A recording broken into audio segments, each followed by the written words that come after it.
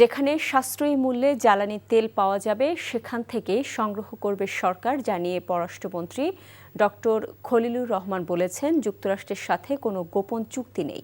প্রধানমন্ত্রী তারেক রহমানের সাথে সচিবালয়ে মার্কিন রাষ্ট্রদূতের বৈঠক শেষে সাংবাদিকদের সাথে এসব কথা বলেন পররাষ্ট্রমন্ত্রী।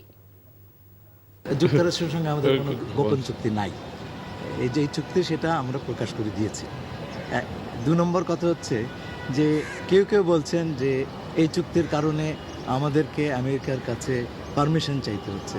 একেবারে মিথ্যে কথা। এই রাশিয়ান তেল কেনার ব্যাপারে সব দেশের উপরে রেস্ট্রিকশন আছে, আমেরিকান রেস্ট্রিকশন। সুতরাং আপনাকে সেই রেস্ট্রিকশনের ওয়েভার চাইতে হবে। এটার সঙ্গে বাণিজ্য চুক্তির কোনো সম্পর্ক নেই।